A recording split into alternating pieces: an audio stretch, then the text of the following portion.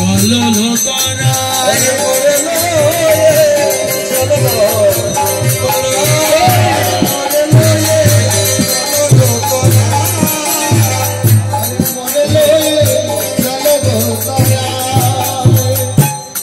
আপনারা অনেকেই চলে যাচ্ছেন, রাত্রি বেশি হয়ে গেল নাকি?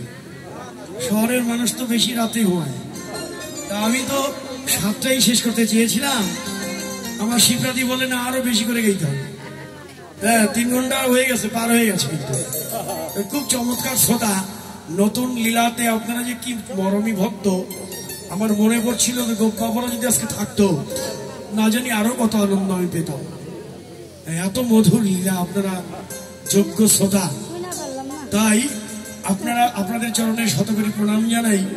সত্যি মানিকগঞ্জের মানিক আপনারা আছেন, যারা চলে যাবে তারা তৈরি করে যাবে, এই জন্য আপনাদের তৈরি করে গেল। তাই শিবরাদি আমাকে বলছিল 8টা পর্যন্ত গাইবে, তা আমি বললাম যে না, 8টা পর্যন্ত তো গাইবো না, একটু কম গাইবো। হ্যাঁ, শুনলেন? তাহলে মনে হয় শিবরাদি আবার রান্না বসিয়ে দেবে, আবারও বলে খাওয়া যাবে। দেখছেন? হ্যাঁ, বেশ চমৎকার। আচ্ছা, ভালো ভালো। তাহলে প্রসাদের ব্যবস্থা আমাদের জন্য আছে। তাহলে আমরা 8টা পর্যন্ত থাকলে কোনো সমস্যা নেই, কি বলেন? হ্যাঁ, আর দিবে কোথায়, জায়গা কোথায়? হ্যাঁ, এখন কি বলছিলাম, খুব চমৎকার লীলা আমরা স্মরণ করছি। এটা বিরহের লীলা, বুঝলেন? এটা রাধারার বিরহ, তো মাথুর বিরহ। লীলাটার নামই বিরহ, মাথুর বিরহ। রাধারানী আক্ষেপ করছেন, শুনলো সজনী বন্ধ বসিবা নিকটে মন, শুনলো সজনী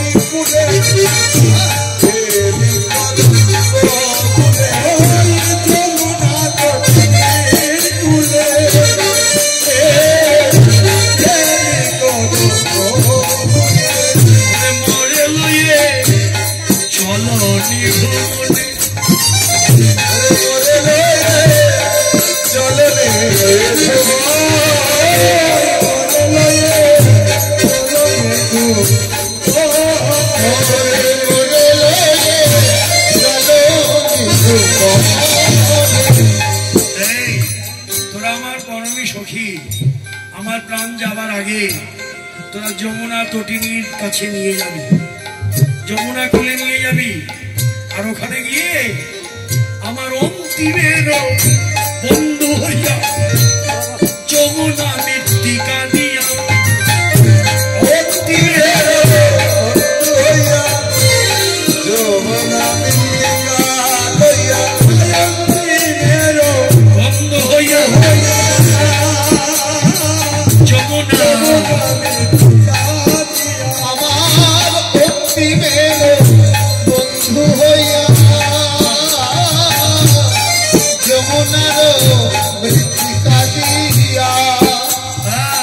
সখী মোর লিপ সর্বগায়, সখী মোর লিপ সর্বগায়, সখী মোর লিপ সর্বগায়, সখী মোর লিপ সর্বগায়। শ্যাম নাম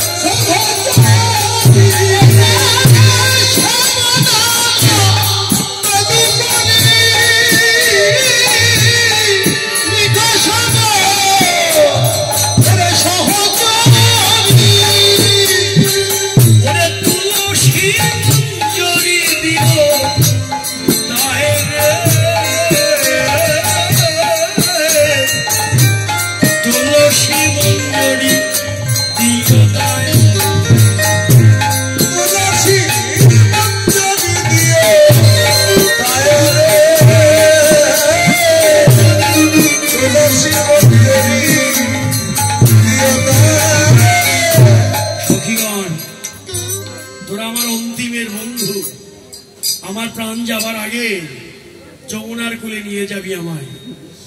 যমুনার জল আর ওই মাটি দিয়ে আমার সর্বাঙ্গে মেখে দিবি, প্রলেপ দিয়ে দিবি। সর্বাঙ্গে মাটি আর যমুনার জলের প্রলেপ দিয়ে ওই প্রলেপে মাটির মধ্যে শ্যাম নাম লিখে দিবি। শ্যাম নাম তদুপরি লিখো সবে সহচরী, তুলসী মঞ্জরি দিও তাই। আমার দেহে কৃষ্ণ নাম লিখে দিবি আর নামের পাশ দিয়ে মঞ্জুরি দিয়ে সাজিয়ে দিবি। কেন জানিস? হ্যাঁ, আমার অঙ্গে কৃষ্ণ নাম লিখিও,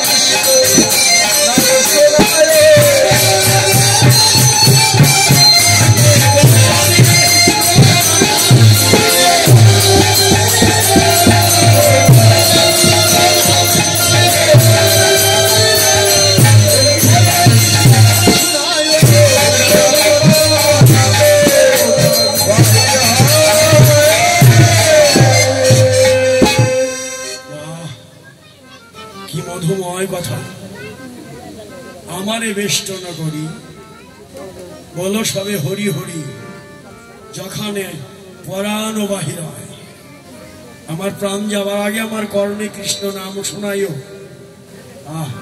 তুলসী মঞ্জুরি দিও নামের পাশে দিলে মঞ্জুরি রাস করবেন দেহে রাস বিহারী